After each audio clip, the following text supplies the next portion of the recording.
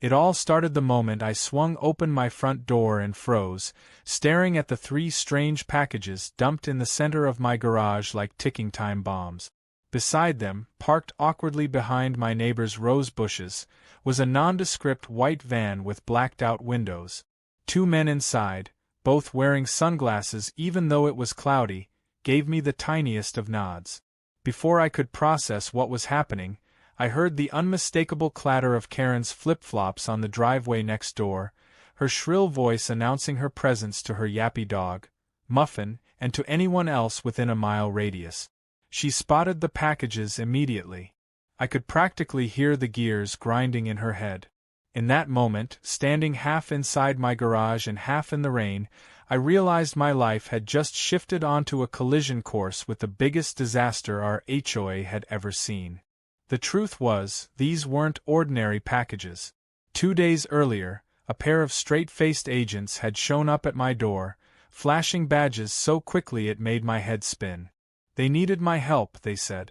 A rash of package thefts had plagued our neighborhood, costing residents thousands, but no one could catch the thief red-handed.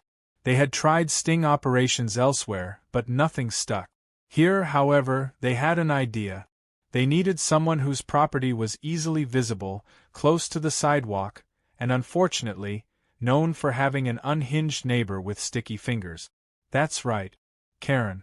At first, I thought it was some elaborate prank. Me? Help the FBI? But when they pulled out the paperwork, explained the plan, and hinted that it could lead to shutting down not just a petty thief but an entire underground resale ring, I was sold. Plus, the idea of watching Karen squirm when caught in the act was too delicious to pass up. I agreed, half amused, half terrified.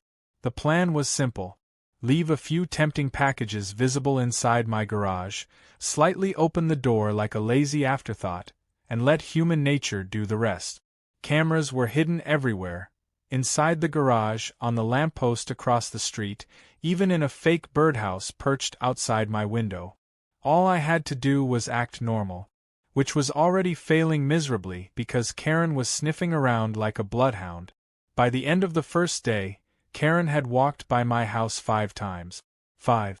Each time she lingered a little longer, squinting through the gap in the garage door, dragging poor Muffin to a standstill while she pretended to adjust her shoelaces or take a very intense phone call about absolutely nothing. I made a show of ignoring her. I mowed my lawn, watered the plants, cleaned the gutters. But from the corner of my eye, I watched her. And from the van, so did the agent. On the second day, the real fun began.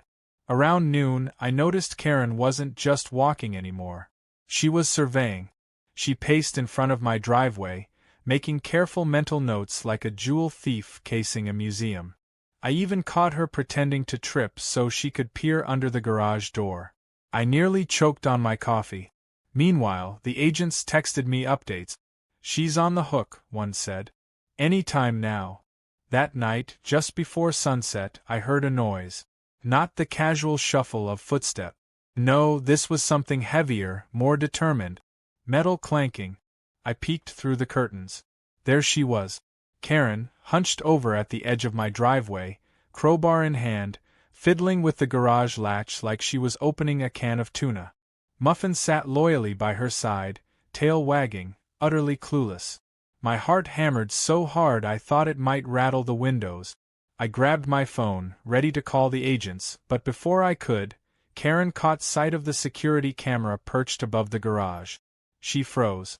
A full 5 seconds of deer-in-the-headlights panic, then she bolted, dragging Muffin behind her like a deranged parade float.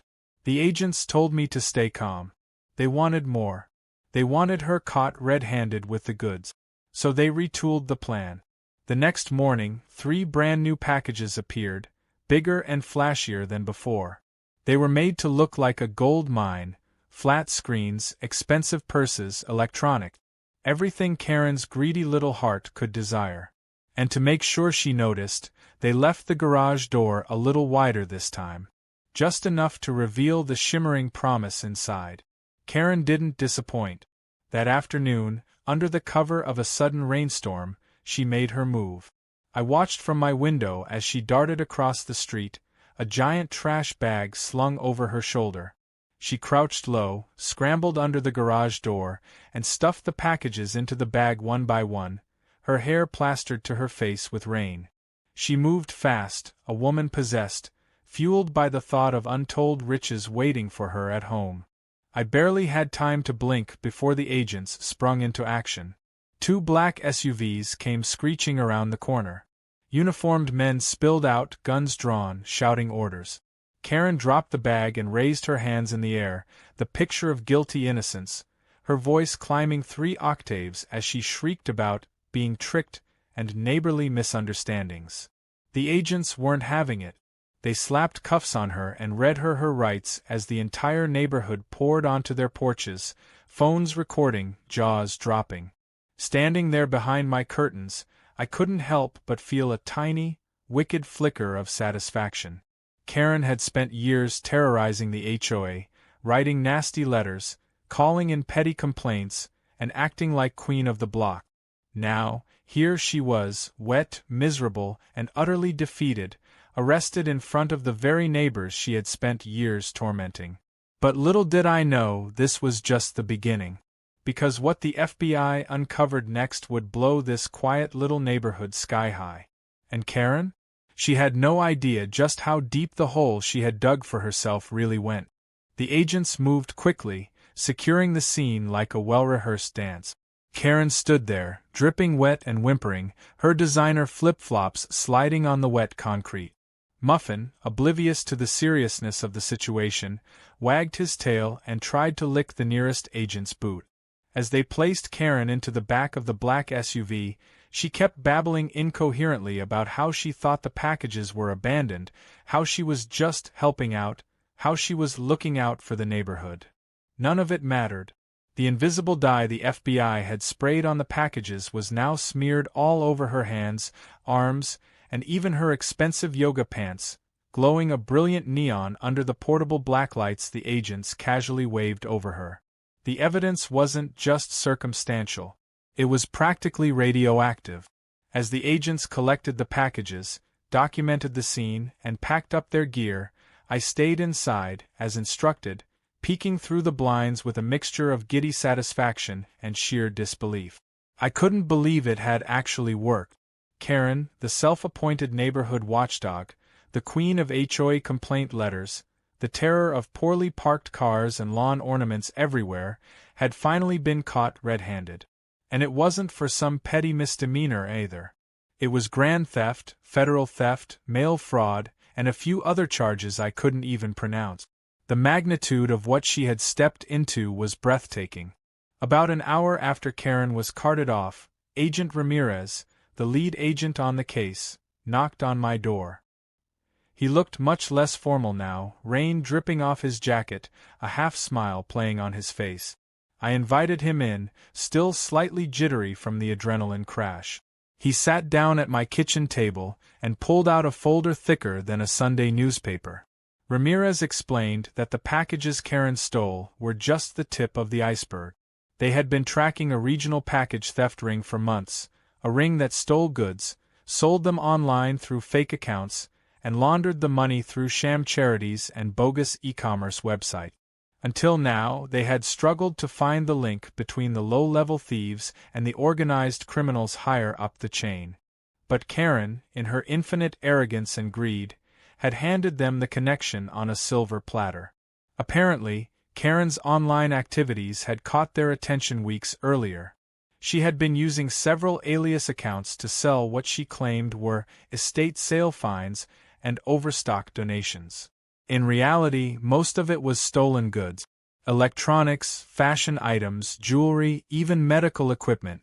The kicker was that a chunk of the money was funneled into a fake nonprofit she had set up under the heartwarming name Helping Heroes Foundation, which, according to their flashy website, provided supplies and support to veterans in need.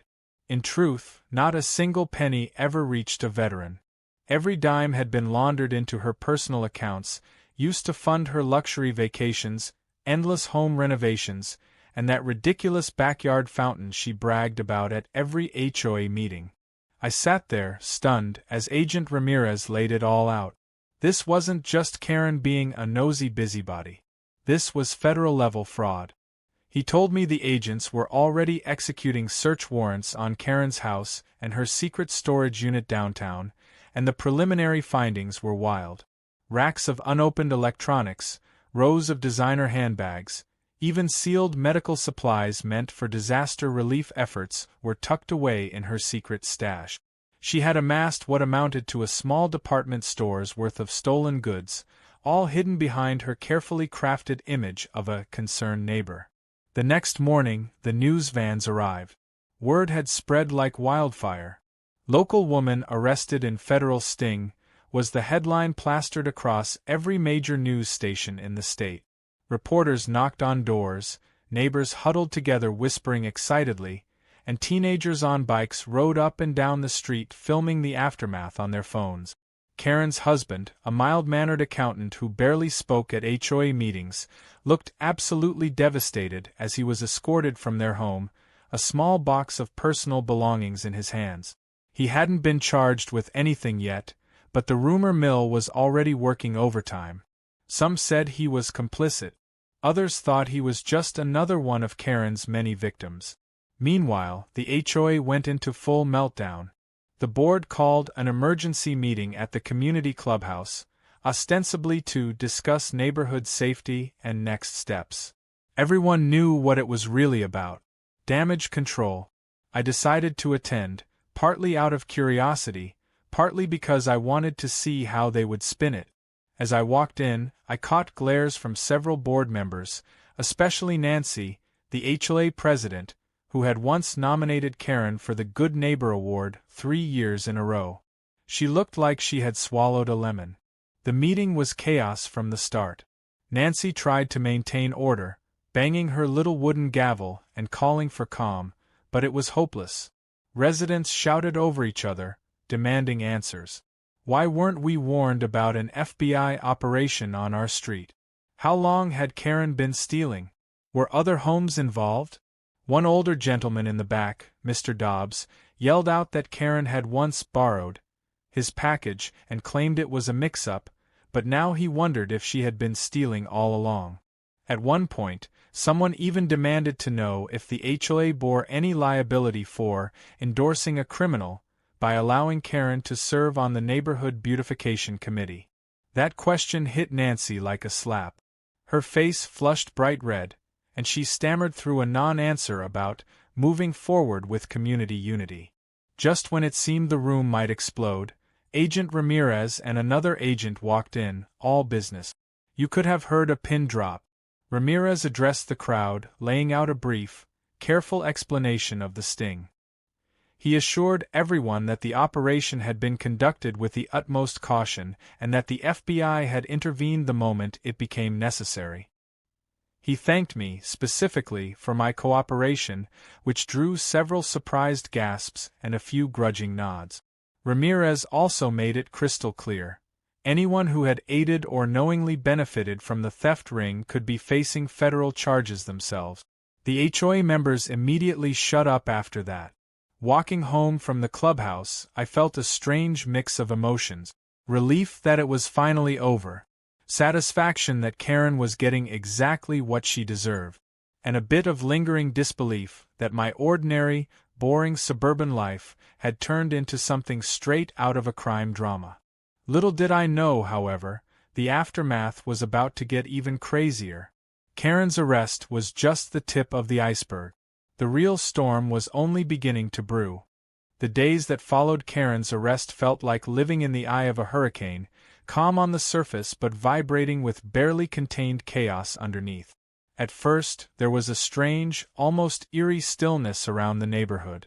Karen's house, once a hub of drama and unwanted HOA enforcement, now sat silent and abandoned, its front porch still cluttered with the last remnants of her chaotic life.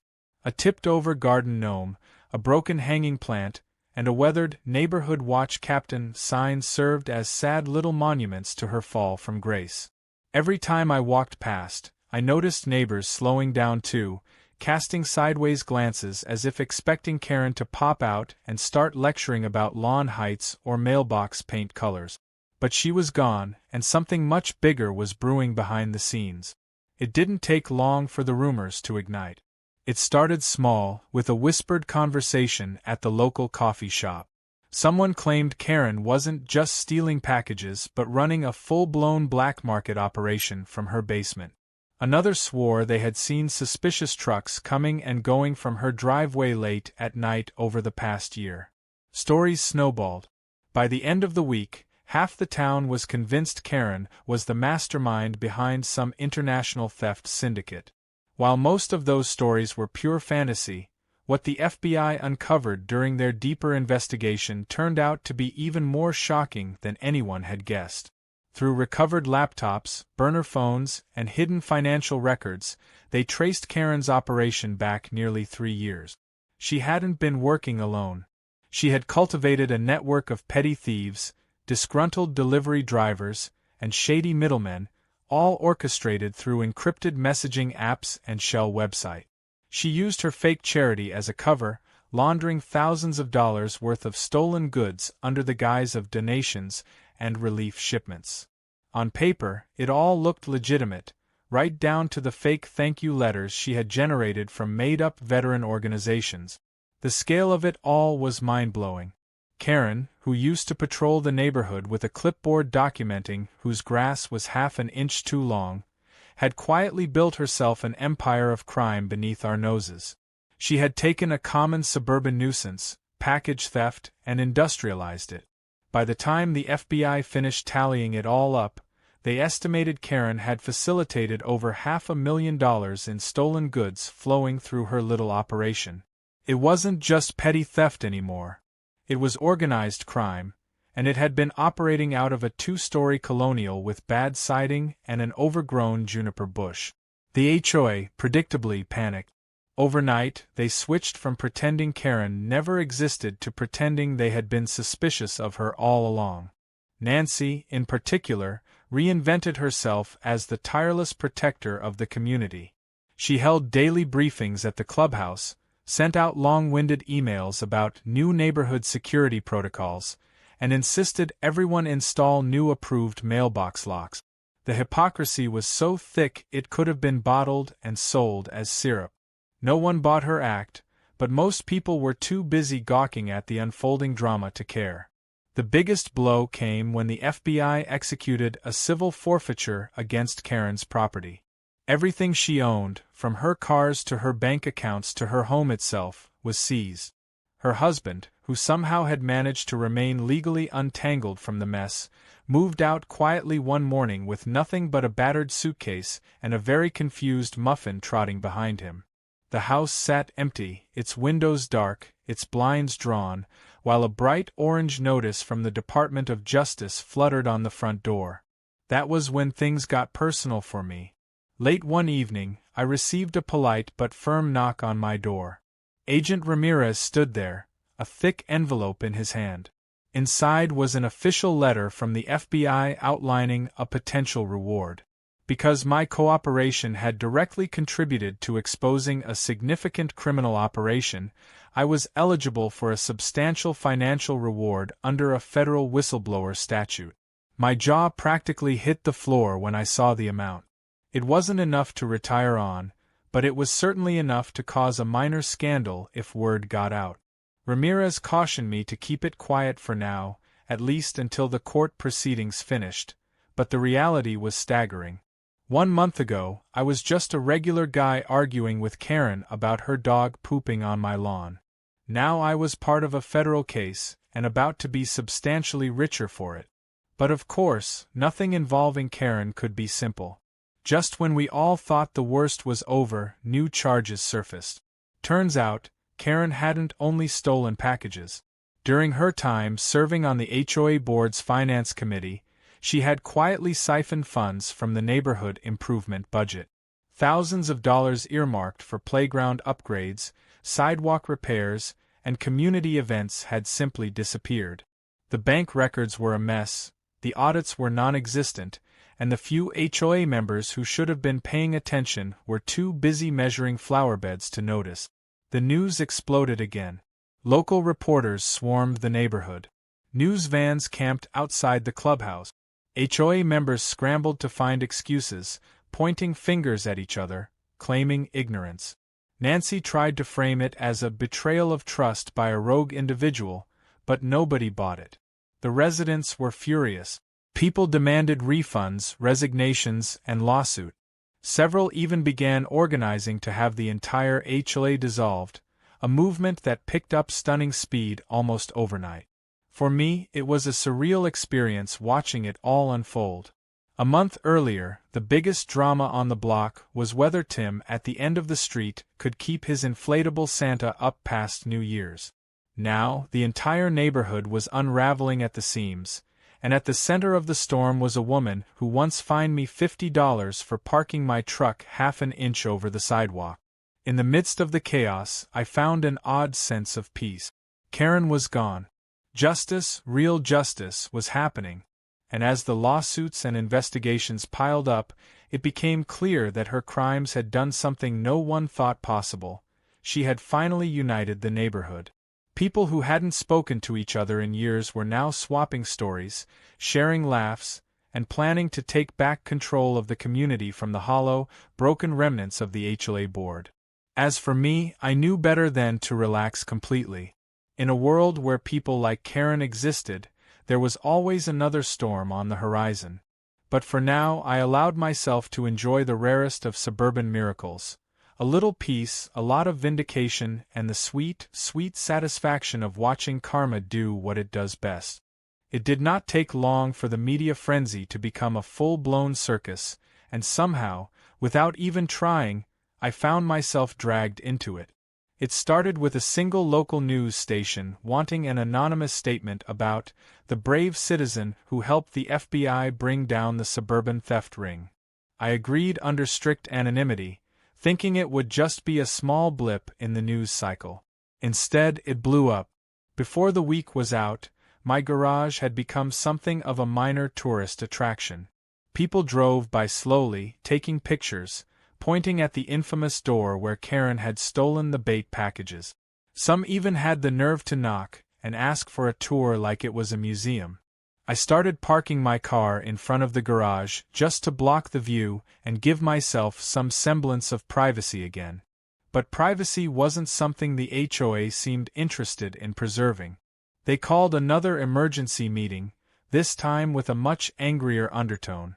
The board, already humiliated by the exposure of Karen's financial misdeeds, was desperate to regain some kind of control, and apparently, their plan was to turn me into the scapegoat. The letter they delivered to my mailbox was dripping with passive-aggressive formalities. It stated that recent activities surrounding certain homeowners had brought unwanted attention and danger to the community, and therefore, fines would be discussed for endangering the peace and reputation of the neighborhood.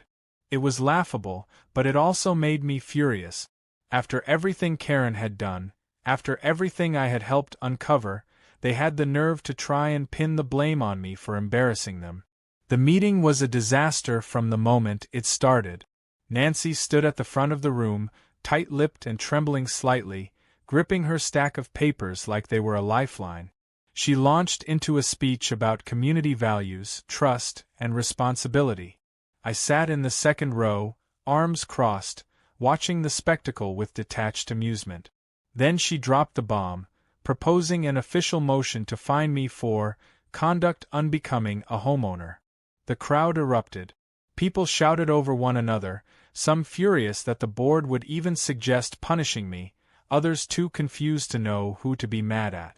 Several neighbors who had never spoken more than 2 words to me before stood up and defended me, pointing out that I had worked with the FBI and risked my own safety to stop a serious crime. Before things could spiral further, a familiar voice cut through the noise. Agent Ramirez, who had been standing quietly at the back of the room, stepped forward. He wore a small smile that didn't reach his eyes. Calmly, he introduced himself again for anyone who had forgotten and then laid out, in excruciating detail, how the sting operation had been not only approved at the federal level but had also been necessary to prevent a much larger criminal enterprise from taking root in the neighborhood. He politely but firmly reminded everyone that attempting to retaliate against a cooperating citizen could be seen as obstruction of justice. The room fell into a dead silence. Nancy's face turned a shade of purple I had never seen on a human before. She mumbled something about tabling the motion for further review, and quickly adjourned the meeting. Walking out of that room felt like winning a war I hadn't even asked to fight. Several neighbors clapped me on the back, thanking me, others apologized for not speaking up sooner. It was surreal. A month ago, these people had barely acknowledged my existence, and now I was some kind of reluctant hero. As much as I appreciated the support, I also knew this wasn't over. The HOA was bleeding credibility, and wounded animals were always the most dangerous. Sure enough, the fallout came swiftly. Within a week, several board members, including Nancy, resigned under pressure. A group of neighbors, galvanized by the exposure of the board's negligence, filed a formal petition to dissolve the HOA entirely. The momentum was unstoppable. Meetings turned into rallies. Lawn signs sprang up overnight declaring, "Take back our neighborhood." People who had once dutifully paid every fine without question were now demanding audits, refunds, and apologies. It was the kind of grassroots rebellion HOA horror stories online only dream about, and it was happening right in front of me. Amidst the chaos, I received an unexpected visitor one morning. It was Karen's husband, Paul. He looked like he had aged 10 years in just a few weeks. His clothes hung loose on him, and there was a hollow look in his eyes. He stood awkwardly on my porch, clutching a manila envelope. I hesitated but stepped outside to hear him out. In a low, tired voice, he apologized. Not for Karen's actions directly, but for the years of grief and harassment she had caused everyone. He handed me the envelope, said he hoped it would help, and then left without another word. Inside were copies of bank statements, invoices, and internal HOA emails, evidence that Karen had been embezzling money for years. He must have found them while packing up what little remained of his life. I forwarded everything to Agent Ramirez, who was practically giddy with the new ammunition. With Paul's documents, they were able to uncover even more fraudulent activity tied back to Karen. It sealed her fate. She was hit with additional charges, pushing her potential prison sentence well past a decade. The best part was that Paul's information also helped the neighborhood in a very tangible way. The stolen HOA funds were traced, seized, and, through a messy but satisfying legal battle, partially returned to the community. It wasn't everything that had been lost, but it was enough to repair the playground, fix the sidewalks, and even host a small neighborhood festival celebrating the HOA's dissolution. The irony was delicious. As the festival date approached, I found myself sitting on my porch one evening, watching as volunteers set up tents, lights, and food truck. Children laughed and played in the street. Couples strolled hand in hand. It was the first time in years the neighborhood had felt genuinely alive, not suffocated by petty rules and power-hungry neighbors. I thought back to the packages in my garage, the quiet knock of the FBI agents on my door, and the chaos that followed. I never wanted to be a hero. I never wanted to be at the center of anything. But somehow, in the middle of all the madness, something good had grown out of it. Karen had tried to tear our community apart for her own gain. In the end, her downfall had brought everyone closer together. It was almost funny how life works sometimes. A stolen package here, a botched theft there, and suddenly you're standing at the heart of a story bigger than you ever imagined. I sipped my coffee and watched the sun dip below the horizon, feeling the rarest and most precious thing a man can feel after surviving a storm like this: peace. Real, honest, hard-won peace. And deep down, a tiny part of me almost wished Karen could see it. Almost. Karen's trial became the grand finale nobody had expected but everybody eagerly anticipated. The courthouse was packed on the day of her sentencing, the atmosphere buzzing with a strange mixture of anticipation and grim satisfaction. I sat quietly in the back, blending into the rows of neighbors, journalists, and a few familiar faces from the old HOA board who showed up out of morbid curiosity or perhaps in some desperate attempt to salvage their reputations. Karen shuffled into the courtroom wearing an ill-fitting gray suit that looked like it had been borrowed from a discount rack, her usual arrogant posture replaced by a slumped, beaten-down stance. Gone was the woman who had once strutted through the neighborhood issuing citations for lawn ornaments and unmowed grass. Now she looked like a shadow of herself, smaller, older, and deeply, visibly afraid. The prosecutor laid out the case in brutal detail, methodically recounting Karen's crimes like ticking off items from a particularly damning grocery list. Theft of mail, mail fraud, wire fraud, money laundering, conspiracy, embezzlement. Each charge carried its own heavy weight, and together, they painted a portrait of a woman who had spent years spinning an elaborate web of lies and greed at the expense of everyone around her. The evidence was overwhelming. Video footage, financial records, recorded phone calls, eyewitness testimony, and, thanks to Paul's last-minute evidence dump, a trail of bank transfers so incriminating that even Karen's lawyer looked like he wanted to crawl under the table and disappear. When it was Karen's turn to speak, she stood up, shaking slightly, and tried to muster up some semblance of defiance. She blamed everyone but herself. She blamed the community for isolating her, the FBI for setting her up, even her own husband for not supporting her ambitions.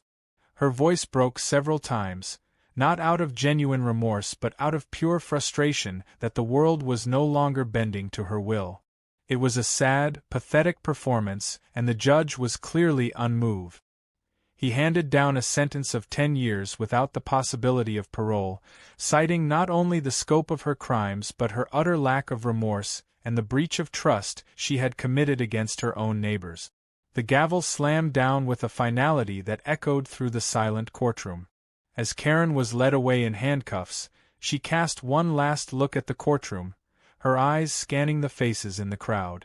When they landed on me, there was a flicker of recognition, and for the briefest second, I thought I saw a spark of the old Karen, the one who had once threatened to fine me for leaving my garbage cans out an extra 15 minutes. But it vanished just as quickly, swallowed by the grim reality of her situation. She disappeared through the side door, leaving behind only the chaos she had created. The aftermath of her sentencing rippled through the community in ways no one had anticipated. Without Karen and the crumbling remnants of the HOA board, the neighborhood found itself in a rare position: free. Free to rebuild, free to redefine itself, free to heal from years of micromanagement and manufactured conflict. The dissolution of the HOA was finalized in a special vote held 2 weeks after Karen's sentencing, and the turnout was overwhelming. Signs came down, arbitrary rules were scrapped, and people started to breathe again. It was as if a giant, invisible weight had been lifted from the entire neighborhood. The celebration that followed was unlike anything I had ever seen. The festival that had started as a small gathering quickly grew into a full-blown community event. Food trucks lined the street, live bands played in the park, kids ran wild with balloons and ice cream smeared across their faces. I wandered through the crowd, shaking hands, sharing laughs, feeling like I had stumbled into a version of the neighborhood I had always hoped for but never believed could actually exist.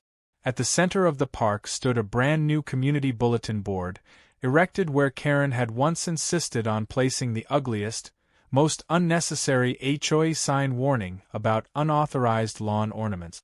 Instead of rules and threats, the new board was covered with photos of families, invitations to block parties, offers for babysitting swaps, and hand-drawn thank-you notes from neighborhood kids. It was a living testament to what we had gained and what we had survived. The biggest surprise came when the auction for Karen's foreclosed house was announced. I hadn't planned on bidding. Honestly, I thought someone else would snap it up quickly. But fate had a funny way of nudging things along. On a whim, encouraged by a few neighbors and maybe by a lingering sense of poetic justice, I placed a bid. Thanks to the stigma surrounding the property, competition was light, and before I knew it, I was holding the deed to Karen's old house in my hands. I knew exactly what I wanted to do with it. The plans came together quickly. Tear down the fences Karen had put up to isolate herself, rip out the hideous faux Italian fountain she had installed without approval, and convert the entire property into a community dog park. It felt fitting. Where Karen had once tried to control, divide, and dominate, her former land would now be a place of joy, openness, and community. We named it Karen's K9 Corner, a tongue-in-cheek nod to the woman who had tried so hard to turn the neighborhood into her personal kingdom. A carved wooden sign stood proudly at the entrance, engraved with a cheerful message about community spirit and second chances. On opening day, the park was packed. Dogs of every shape and size ran free, kids played fetch, parents chatted and lounged on the newly built benches. Laughter echoed across the fields that had once been forbidden zones patrolled by Karen's critical gaze. As I sat on one of the benches, watching Muffin, now adopted by a sweet older couple from down the block, chase after a tennis ball with more energy than I thought possible, I realized something important. Sometimes the people who try the hardest to control everything end up creating the very chaos they fear most. Karen had tried to rule the neighborhood through fear, suspicion, and petty tyranny. In the end, all she had done was bring us closer together, stronger, wiser, and infinitely more united. I leaned back, closed my eyes, and let the sun warm my face. For the first time in a long time, there were no angry letters, no threats of fines, no surveillance disguised as neighborly concern. Just the simple, perfect sound of a community finally finding its own rhythm, free from the chains of one woman's madness. It was a victory sweeter than anything a court could hand down, a peace earned through chaos, patience, and a little bit of well-timed karma. And as the breeze carried the joyful barking of dogs through the air, I smiled, knowing that whatever storms might come next, we would face them together. Stronger, smarter, and finally free.